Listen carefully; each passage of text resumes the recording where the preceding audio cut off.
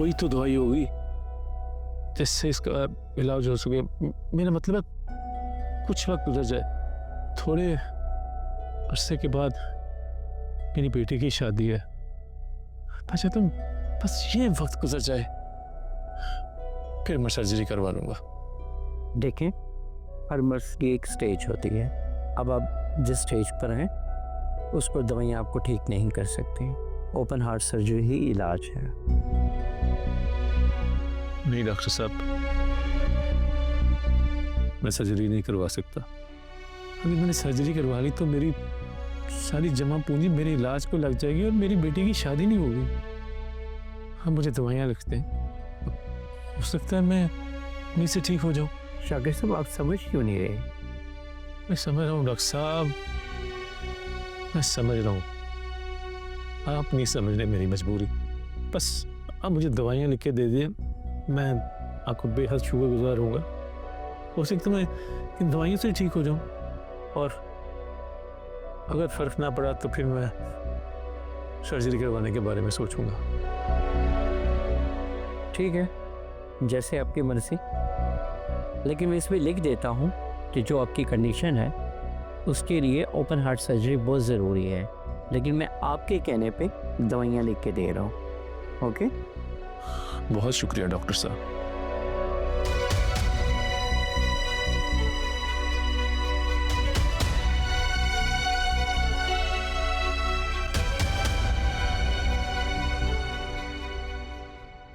अच्छा, वैसे तुम अपने पेरेंट्स से मेरी बात कब कर रही हो? जरूर करूंगी ना, बस आप ही की शादी की डेट फिक्स हो जाए फिर करूंगी। आखिर तुम्हें भी तो इनवाइट करना है, आओगे ना? ऑब्वियसली तुम बुलाओगी तो आऊँगा। अच्छा, अपनी पिक्चर तो सेंड करो ना।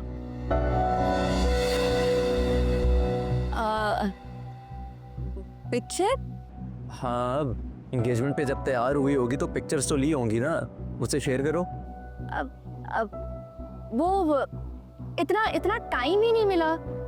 इतने सारे गेस्ट आए हुए थे कि मामा बाबा ने ना मेरी ड्यूटी लगा दी थी कि सबसे फर्दन जाकर पूछो आपने कुछ खाना खाया, आपको किसी चीज की जरूरत तो नहीं है।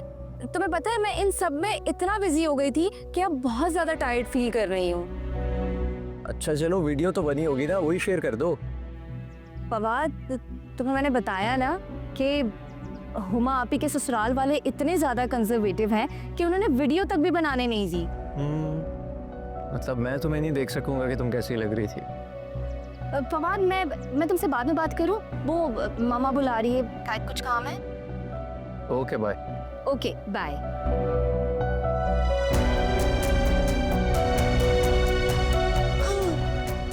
शुक्र है बाल बच गई, वरना आज तो भांडा ही फूट जाता।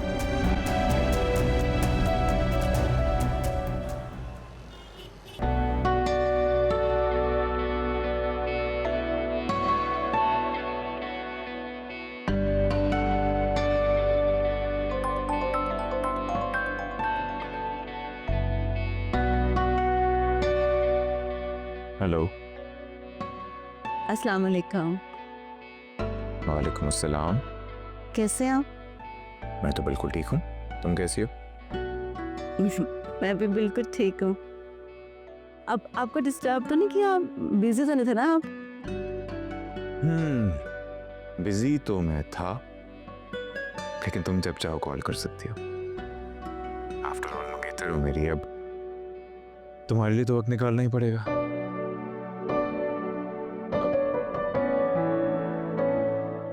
एक बात कहूँ? हाँ कहो, मैं तुम्हें जो कहना है कहो, तुम्हें पूछने की जरूरत नहीं है। कल आप बहुत अच्छे लग रहे थे। अच्छा, बस कल? नहीं, हमेशा लगते हैं, लेकिन कल कुछ ज्यादा अच्छे लग रहे थे। मैं एक बात कहूँ, तुम ज्यादा अच्छी लग रही थी। सच पूछो तो मेरी ना नजर तुम पे से हट ही नहीं रही थी। देखा था मैंने, आप जैसे टिकटिकी बांध कर देख रहे थे मुझे। अच्छा मुझे ये बताओ कि घर पे सब ठीक है? हाँ, सब ठीक है। और मुझे तुम्हारी लड़का नुमा बहन है, वो कैसी है? आयमा की बात कर रहे हैं आप? हाँ भाई, और किसकी बात करूंगा मैं? ये वही तो है जिसको लड़की होके लड़का बनने का शौक है। ठीक है, उससे क्या होना है? वैसे आपस की बात है, फुप्पू और फुप्पा जान ने कुछ ज्यादा नहीं सर चढ़ा रखा उसे। हर किसी के साथ जुबान लड़ाने बैठ जाती है। इतनी ढीला अच्छी नहीं होती। ठीक कह रहे हैं आप, मगर ये बात अम्मा और अब्बा को कौन समझाए? देखो माँ, जितनी आज़ादी उन्होंने आयमा को दे रखी है ना, एक दिन पछताएंगे वो। लिखवा लो मुझसे। हमारी तो वो सुनते ही नहीं है। मैं तो कह कह के थक गई। वैसे बहुत गलत कर रहे हैं वो। भाई कल को उसकी शादी होनी है, अगर उसे अभी ठीक ना किया तो कौन करेगा उसे शादी? ऐसे तो सारी जिंदगी घर बैठी रह जाएगी वो। आप समझाइए ना अब्बा को। मेरी सुनेंगे वो? क्यों नहीं सुनेंगे? आप इस घर के होने वाले बड़े दामाद हैं। आपकी नहीं सुनेंगे तो किसकी सुनेंगे?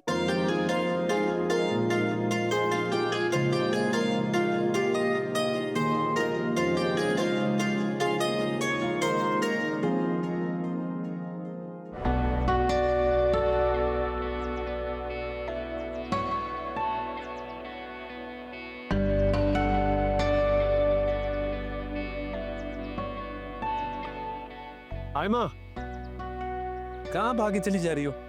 तुम यहाँ क्या कर रहे हो? यहाँ एडमिशन के लिए आया था। Shut up. सच बताओ ना, क्यों आए हो?